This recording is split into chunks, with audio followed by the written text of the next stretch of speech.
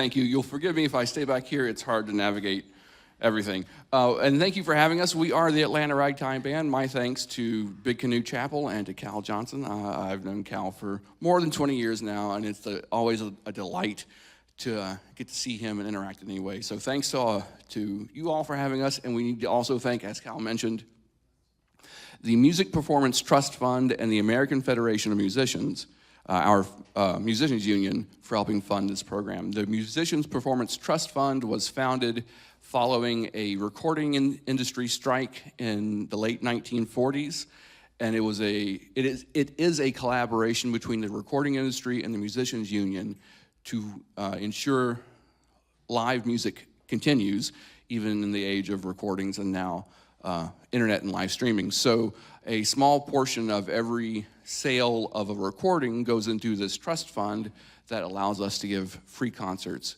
like this. So our thanks to them as well. So moving right along, so yes, that was Creole Bells, and as you'll notice even right away from the first composer's name in the program, J. Bodewald Lampy is not exactly an American native name. He came as a child, immigrated from Denmark, but the point being, ragtime was a creation that really could have only happened in America and only happened at the moment in time that it did, because as we'll see through the afternoon, ragtime is an amalgamation of a dozen different musical styles, and all of which came together there in the 1880s and 1890s. And next we go to a piece by Ben Harney, who is credited as having the first published ragtime piece. This is not that piece. This is a better piece, frankly. But Ben Harney is a significant person in that he was the first person to notate these ragtime melodies and rhythms that he was hearing through his work as a bartender in Middlesboro, Kentucky. But Middlesboro, Kentucky at that point was a boom town of 25,000 people, all in timber and coal mining. And it was a town of, at that point, according to census documents, 40% African Americans. So this white guy from the middle of rural Kentucky, amongst African Americans and Mexicans as well, was able to amalgamate and start notating what we would now call ragtime. So next we'll go to Ben Harney's The Cakewalk in the Sky.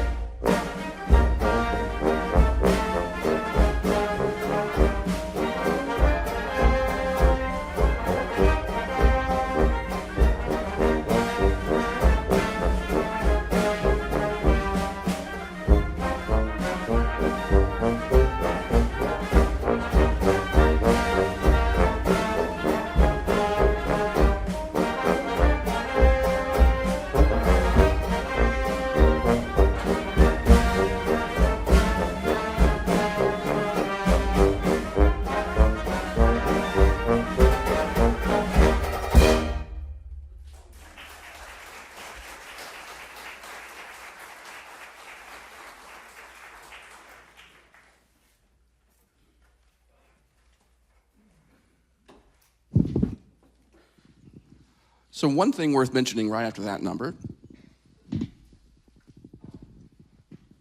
there are rags and there is ragtime, and they are not mutually exclusive. The point being, we had rags before there was ragtime, and this last piece is an example of that. With all due respect to Ben Harney, if you notice, that piece was not terribly complicated.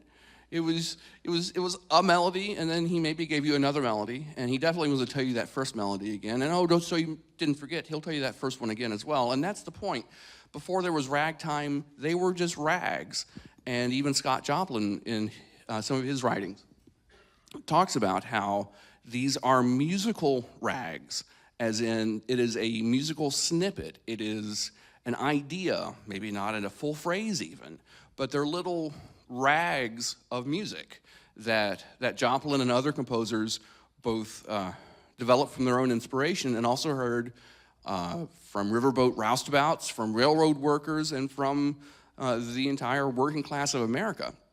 So all these rags were collected by various composers like Joplin and stitched together. And in Joplin's piece, Original Rags, that was his own idea, is that they were his rags, and they were his own original ideas, but they were all short, so they weren't able to stand up on their own. So you put them together and you have a piece. So that's the difference between rags and ragtime. Moving right now to Scott Joplin, since we mentioned him, another aspect of this era is a mentorship.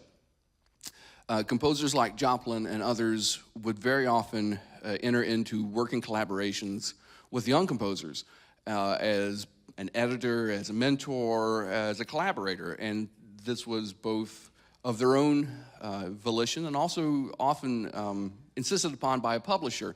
A publisher was reluctant to take a chance on a young composer, but if you put Scott Joplin's name on the piece as well, they would probably sell more copies.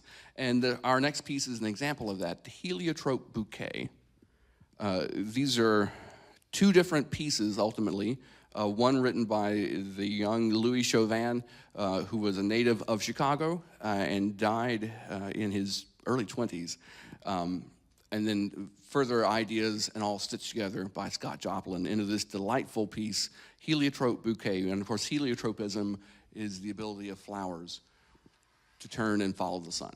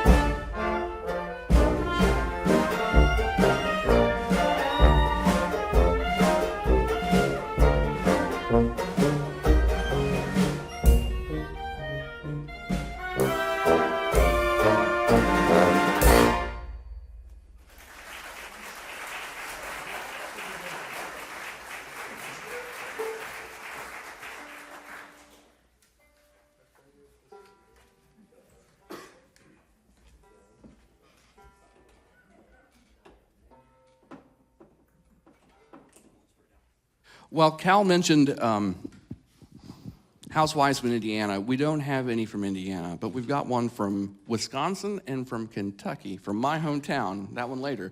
Coming up next, though, is Cora Salisbury, who is one of those Midwestern housewives that Cal mentioned.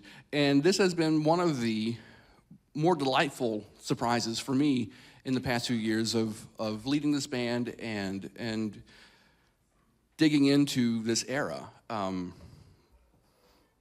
Before getting into this, I had an interest in ragtime, and there was maybe one woman's composer name that I sort of recognized and placed. Hold on one second, please. Too much to deal with. There was one woman's composer name, Marie Luca, that I had recognized, and so we had the opportunity to give an entire concert of nothing but women's music from the ragtime era. So Marie Luca was a prominent composer. She had 40 some odd titles, so she was going to be a significant part of the program.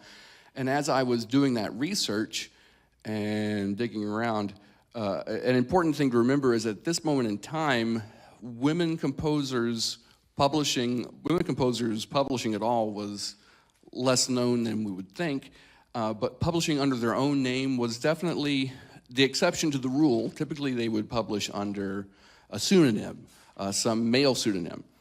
So, as I was researching the program for Marie Luca, suddenly we discovered that a composer named Johann Schmidt from Allentown, Pennsylvania, literally on his deathbed, submits a letter to his publisher saying, "By the way, it was me this entire time. You've been publishing pieces under a woman's name, under Marie Luca, and that wasn't the case. It was a man flipping the game on his head."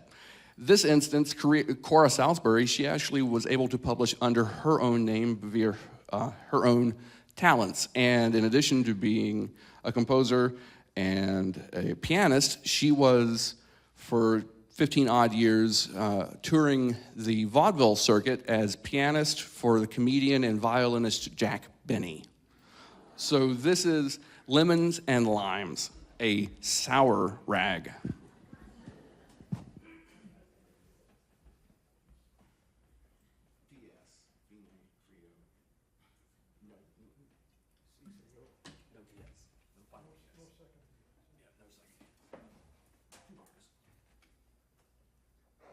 One, two, right, go.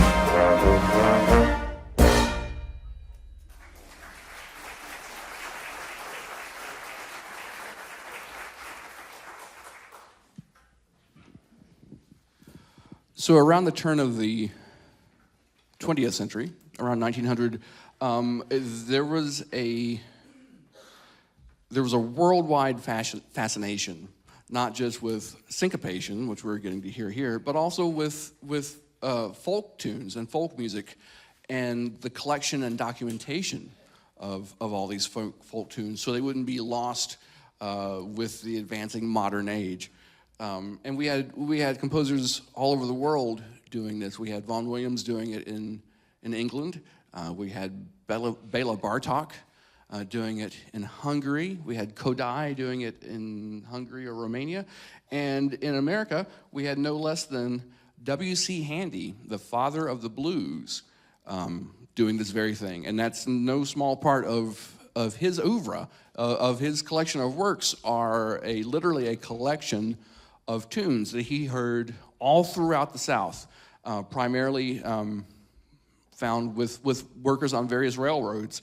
One of his more famous blues is called the Yellow Dog Blues, started as a Yellow Dog Rag, and that piece was titled because it was named for the railroad, the nickname for the railroad where W.C. Handy had heard those singers sing that tune.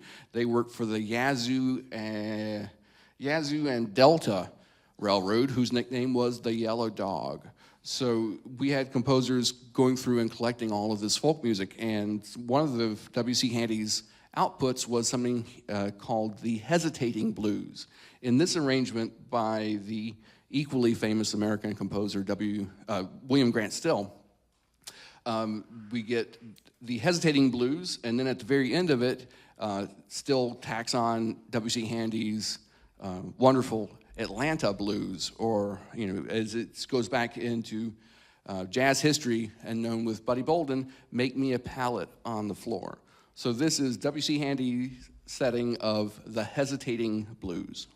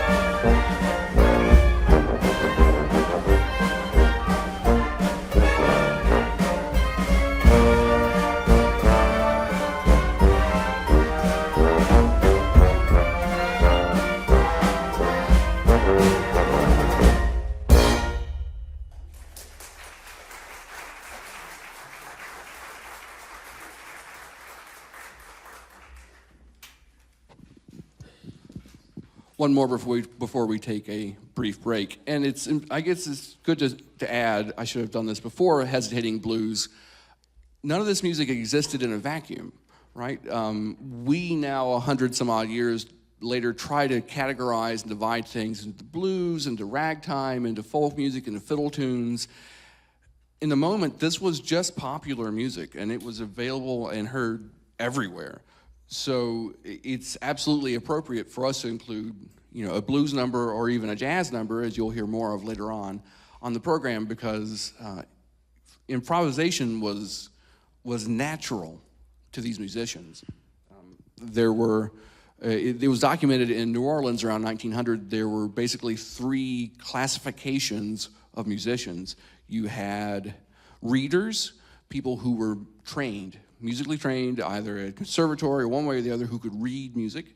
You had routiners, a person with a musical skill and talent who had developed their own routine, but that was effectively all they could do. And then you had fakers, people with no official musical training who could absolutely make everything swing and everything work. And it was all of those aspects were a part of the ragtime age. So it's our joy to get to dip our toes into a little of all of that. We'll end the first half with a march, because marches were absolutely part of the ragtime era as well. This one is an unusual march in that it's a setting of a tune from a lost Broadway show by a team of Robert Cole and J. Rosamond Johnson. Bob Cole being a Georgia native born in Athens, and J. Rosamond Johnson, Cole and Johnson's brother, James Weldon Johnson, were all 3 a very active and very successful playwriting and songwriting team.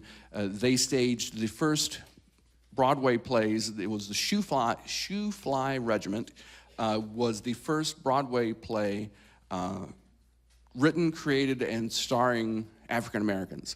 And this would have been in 1904 or so. I've Lost My Teddy Bear is not from that show, but it is a delightful number nevertheless. So we will give you this one, and then we'll take a few moments to catch our breath and have a drink, and we'll be back for some more.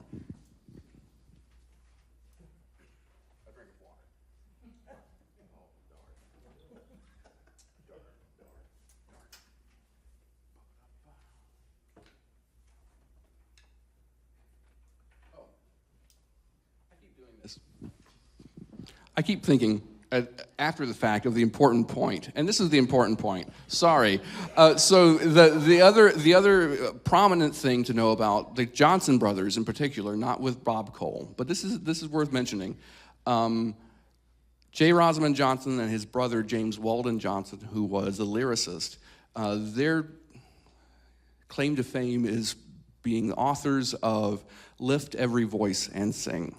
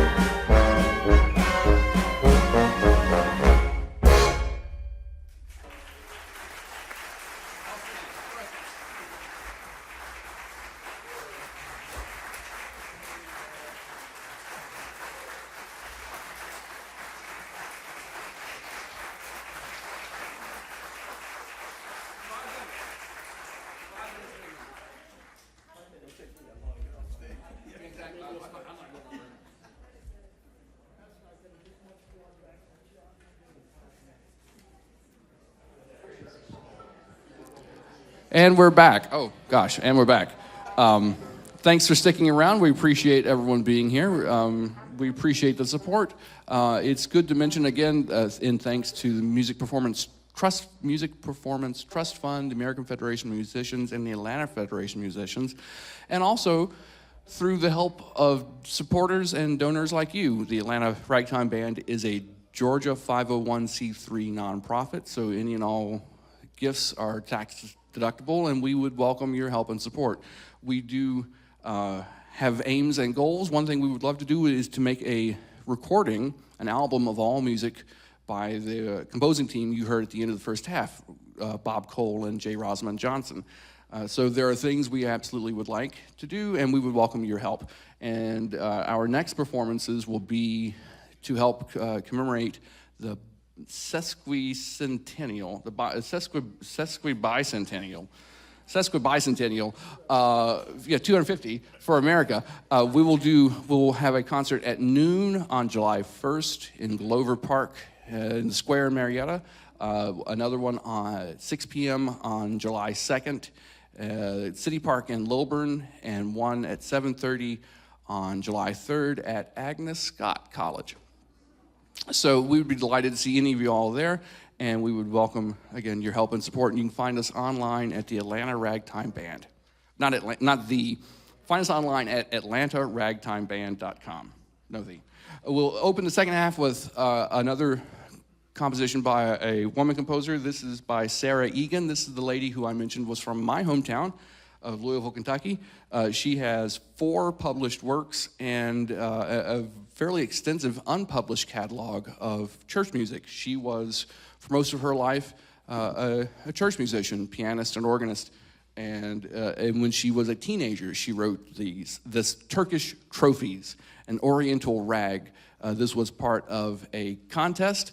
Turkish Trophies was a brand of cigarettes.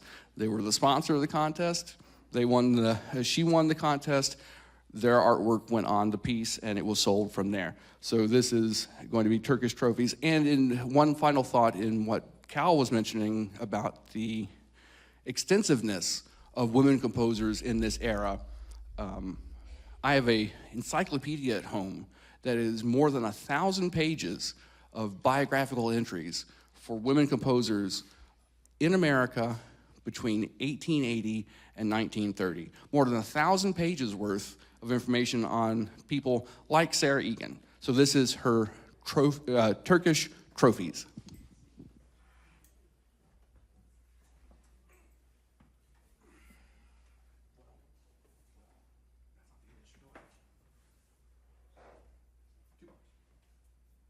One, two, three, go.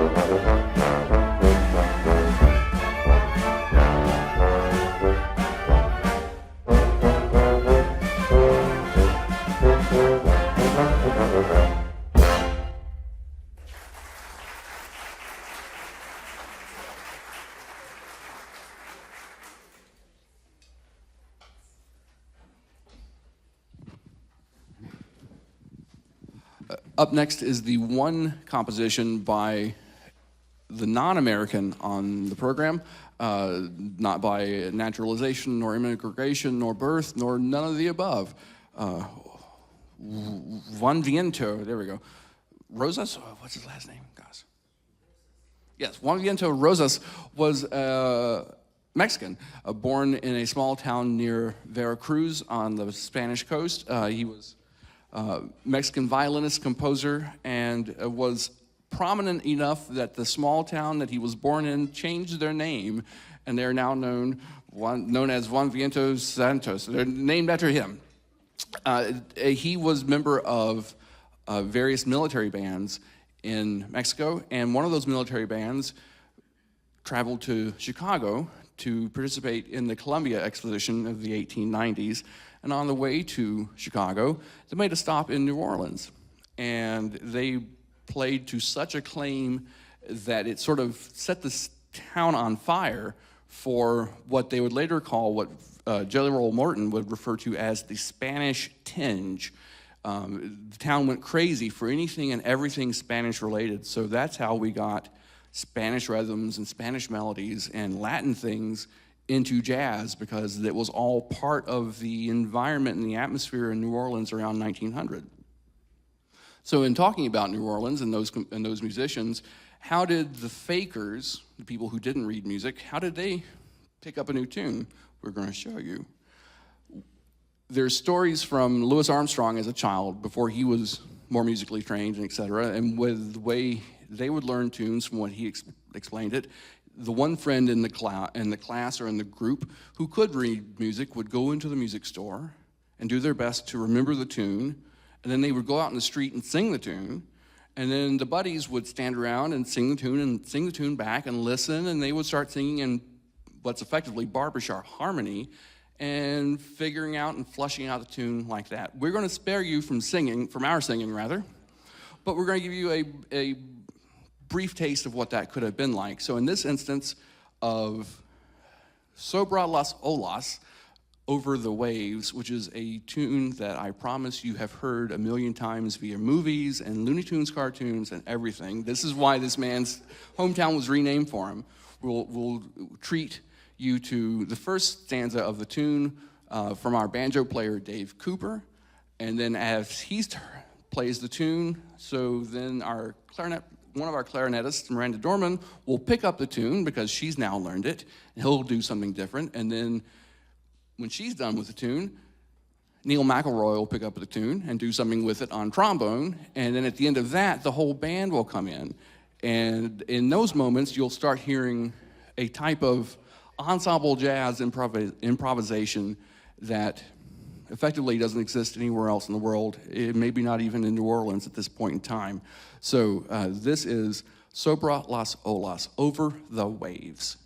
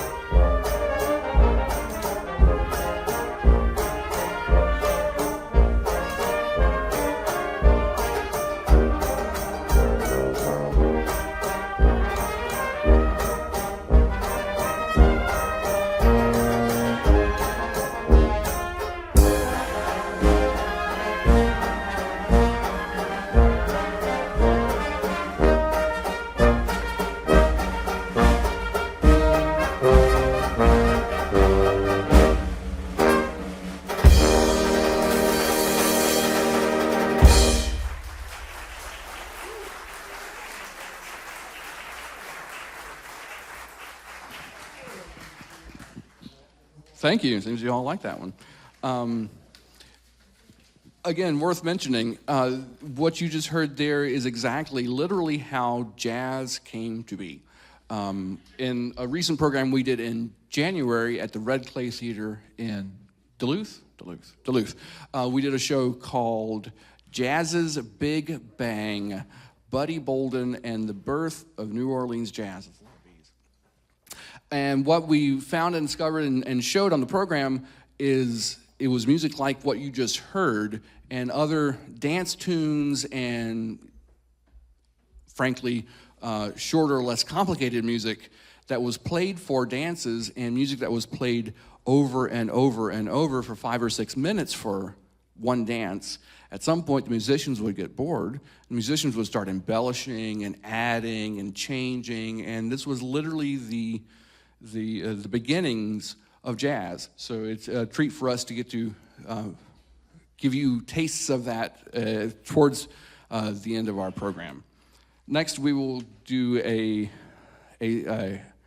love song, basically. I mentioned Shoe Fly Regiment earlier as being the first all-African-American Broadway show. This is from the second, which was a show called Shuffle Along from 1923, written by U.B. Blake and Noble Sissel. This is a lovely little tune, and I like it most of all for the lyrics, which are by Sissel. And if you'll bear with me, I'll try and recount the lyrics to you. Love will find a way, although skies are gray.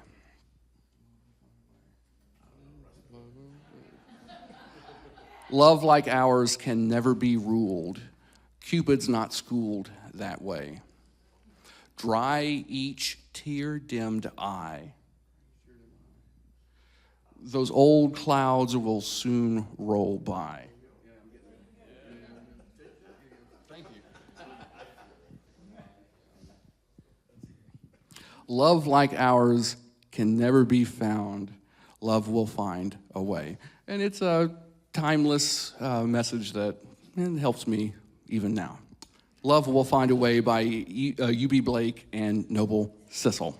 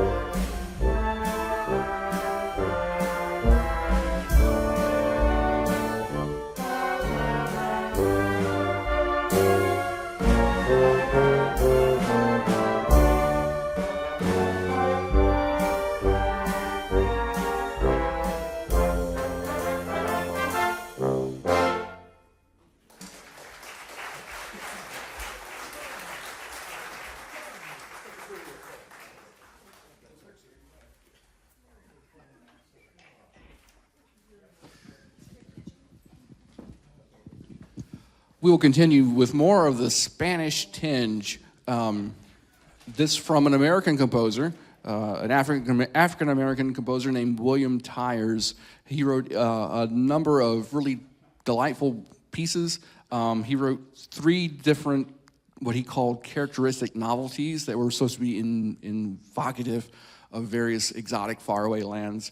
Because that was certainly a huge part of this part in time as well. We had World's Fairs, we had Columbia Expositions, we had the sharing and mixing of cultures on a worldwide scale that we'd never really seen before. So that's part of why so much of the music in this era has some sort of foreign connection or flavor, because it was new and exotic and people had never heard anything like this.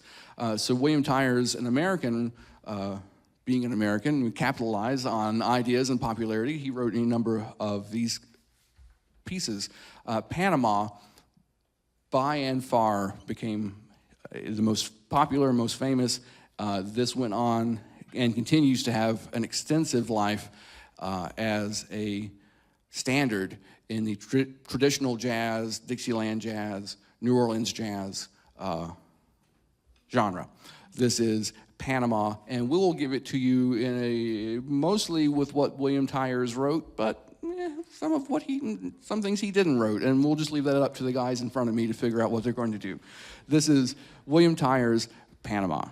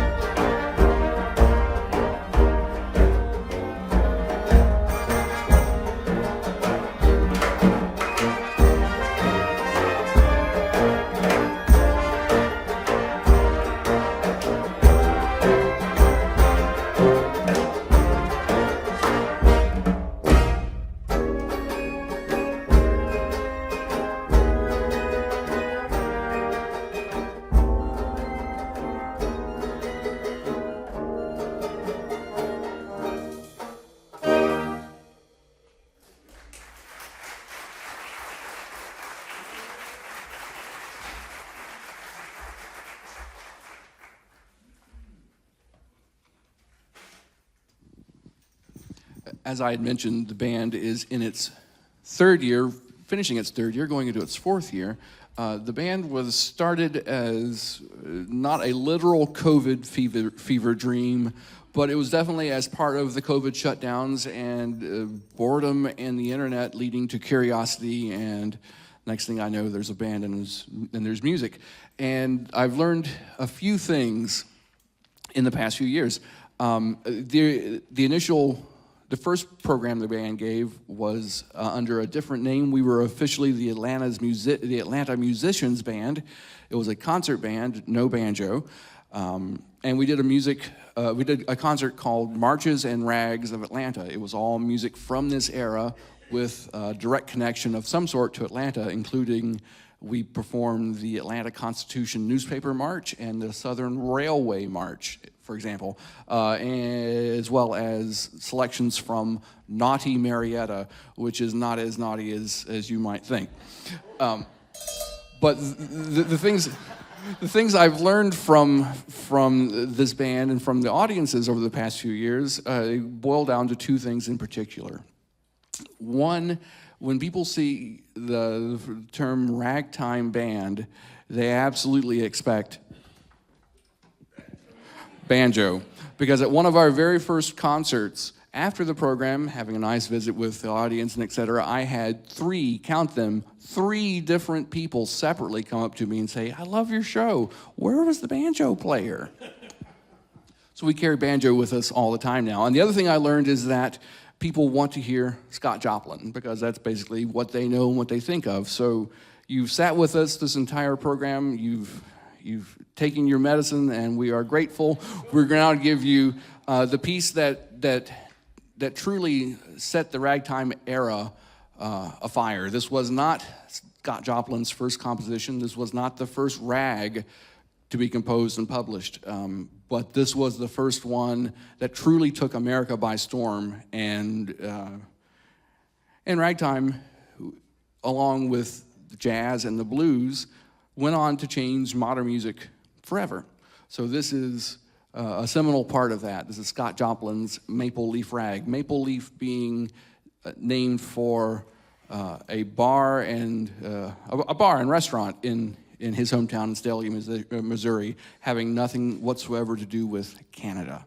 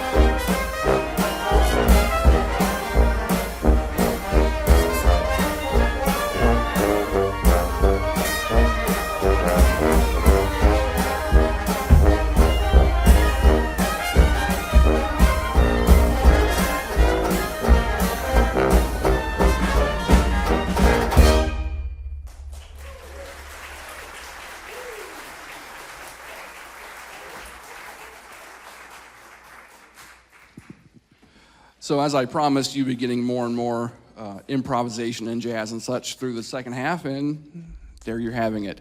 We're going next into a march. We've got two more pieces for you. Officially unconnected, but you'll see a connection in a bit. American Soldier is a march by Francis Myers. It is a fairly standard turn-of-the-century military march. And part of this whole story, and part of the story with New Orleans jazz in particular, pertains to the military and to military bands. New Orleans saw two explosions, for lack of a better way of putting it, of used musical instruments. Literally flooded the city. At the end of the Civil War and at the end of the Spanish-American War, military bands would disembark in New Orleans and disband. Literally disband, everyone goes home, and the instruments were sold in the city. So that's part of how a city like New Orleans, being smaller than many, has such a rich musical history, because musical instruments like the ones we're playing right now were much cheaper there than in other cities. So you had parade bands and et cetera that would buy the music and buy the instruments and buy all the above, and a piece like American Soldier would have absolutely been in their repertoire.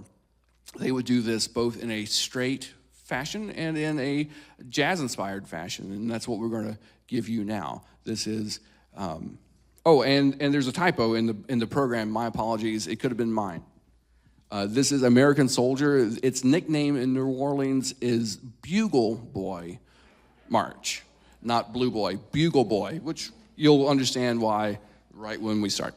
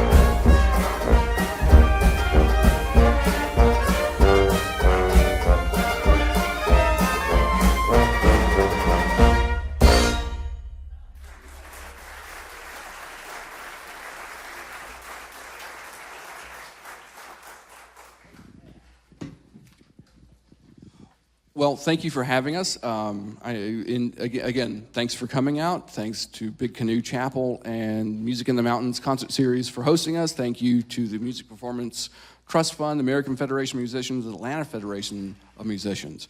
Thank you all for being part of a wonderful afternoon.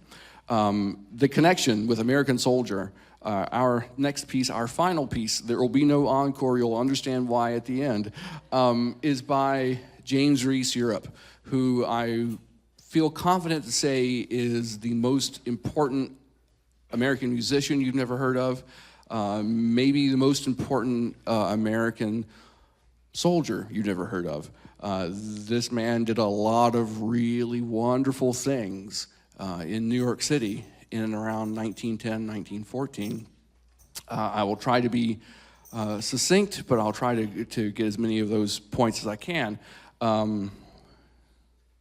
In addition to being a composer and a musician, that was where he was really coming into his own around 1910 and 1913. He teamed up with a dance team named Vernon and Irene Castles. They were known as the Castles. They are single-handedly responsible with James Reese Europe's music for changing modern dancing and popular dancing in America forever. Before the Castles and Jim Europe, dancing was fairly sedate, fairly polite, and slow-paced. With the Castles and Jim Europe's music, the tempo sped up, and they were the forerunners. They are what led us into the jazz age. Irene Castle literally being the inspiration for both flappers and olive oil in the Popeye cartoon series. So Jim Europe in New York, being a band leader and composer, working for the Astors and the Rockefellers and the Carnegies, and often having multiple bands under his own name, all up and down the Eastern Seaboard playing for rich folks. In addition to all of that, he was head of the Clef Club organization, which was a professional and educational organization devoted to music education for African American musicians in New York City. As part of the Clef Club organization, they gave their first big public concert in Carnegie Hall in 1913 or 14. And this was a concert of 125 musicians, like we described earlier, some readers, some routiners, some fakers, all African Americans, all on Carnegie Hall, and they set Manhattan ablaze. The town went nuts, and they ended up giving annual concerts. So at the peak of all of this, Jim Europe is traveling all over the East Coast. He decides what he could do best to serve his nation and his race was to help in the enlistment and creation of what would be known as the Harlem Hellfighters, 369th Battalion of Infantry, volunteers from New York City, New York State. These were the first troops sent to fight in World War I. They originally fought under the French flag on loan from America, and then as we got involved, they fought under our own flag. These soldiers were the most decorated troop in all of World War I. Jim Europe was a lieutenant. He was commander of both artillery division and of the band that went to Europe, that took jazz and improvisation and syncopation to France for the first time. Jim Europe literally introduced jazz to Europe, the continent. This man was unique, to say the least.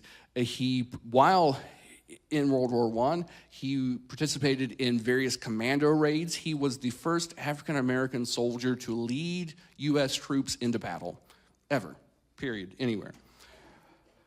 He survives the war, comes back to America with the Hellfighters Band. They record some albums. They are the talk of the country. Everyone wants to hear this new syncopation, this new music. They're on their first stop of the concert tour of America in Boston, and Jim Europe dies that night. He was age 39. So that's no small part of why he's not as well remembered as he should be. He's a person that has been the greatest inspiration for me in these past few years, and his life is one that deserves to be better known. So we're going to end with Jim Europe's Castle House Rag, and this will bring the whole story to a close. You know, this is a piece that he wrote for the castles, for them to dance and et cetera. And at the end of this, you will hear what he tacked on to his own composition. You will hear a very rudimentary, simplistic, what we call a secondary rag, but that he put at the end of this piece because it gives an example. It gives an example of both that type of folk music being found in ragtime, and it gives a chance for our drummer to shine a little bit and take us out on a good big note. So this is Jim Europe's Castle House Rag, and thank you again for being here today.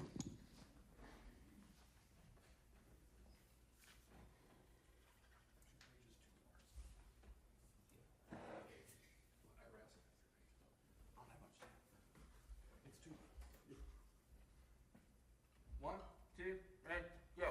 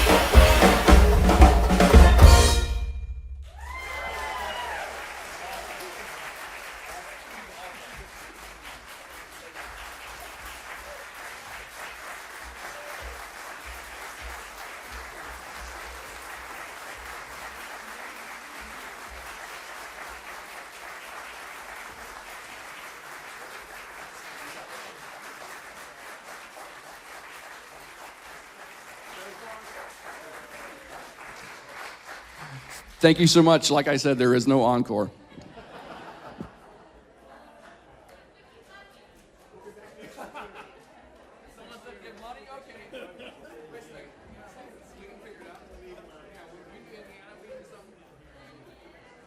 What happened